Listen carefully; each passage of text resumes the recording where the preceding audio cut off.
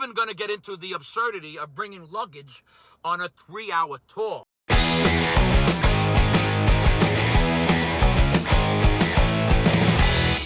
Hey, what do you hear? What do you say? My Facebook, YouTube, Twitter, Instagram, Google+, your sister's ass, the Pony Express, a very ticked off Vic here.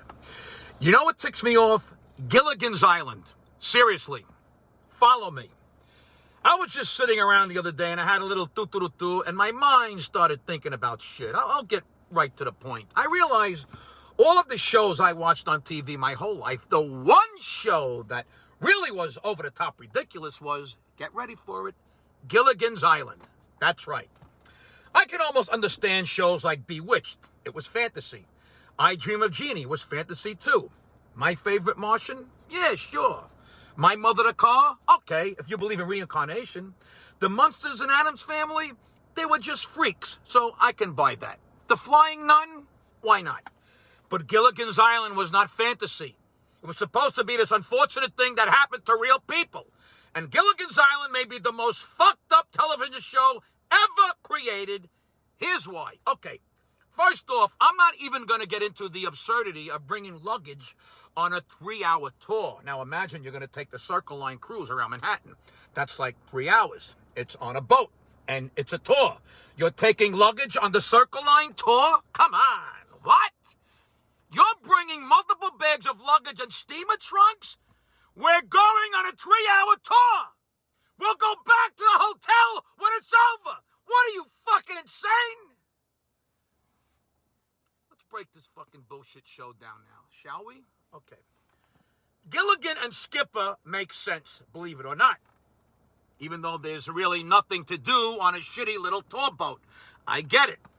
Gilligan is the fucking gopher, and the fat-ass Skipper drives the boat around and tells the tourists shit like, okay, on your left, there's a shitty lagoon, and over on your right is a fucking pineapple farm. I mean, it's a fucking 3-hour tour around a Hawaiian island. What is there? Beaches, lagoons, and plants. Anyway, okay, let's keep moving on. The character of Marianne makes sense. She's a Midwest girl, obviously seeing Hawaii for the first time. But alone? No friend or family? She goes alone? All right, fuck it. Let's accept that. And I could argue that the professor, I guess, was maybe interested in science, like maybe the native vegetation or the way the waves break on the beach or wind currents or whatever. But I'm surprised he didn't bring another nerd geek colleague pal with him. So you have a Kansas girl and a professor on the boat by themselves. Now, here's where the show goes completely off the fucking rails and actually starts to tick me off. First of all, let's talk Ginger. She's a beautiful, famous movie star. Alone. Going on a cheesy 3-hour tour. Now, if I change this to Marilyn Monroe doing the same exact thing, we would have all called bullshit. Oh yeah, Marilyn Monroe is going on a 3-hour cheapo tour boat with strangers in the middle of the day in Hawaii. I don't think so. The Ginger angle is almost the biggest stretch. And then we go from the ridiculous of Ginger to this creative insomnia.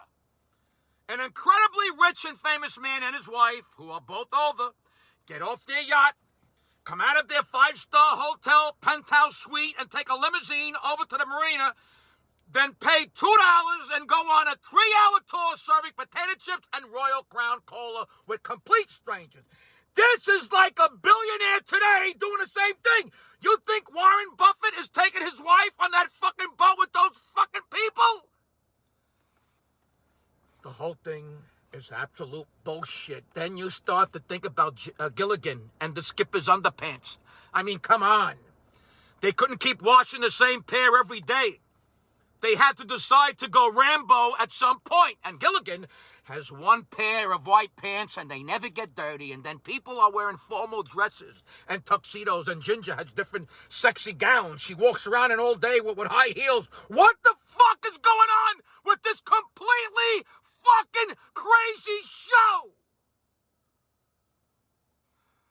And by the way, they were always visited by someone who had a boat, and Gilligan would fuck up and the people would leave or escape and these idiots would be stranded again. Seriously, If I'm there, when the next fucker shows up in that island, I'm whacking Gilligan so he can't fuck up, and then I'm whacking the new person with the boat, and I'm getting off that fucking island already. Gilligan's Island. That's what fucking ticks me the fuck off.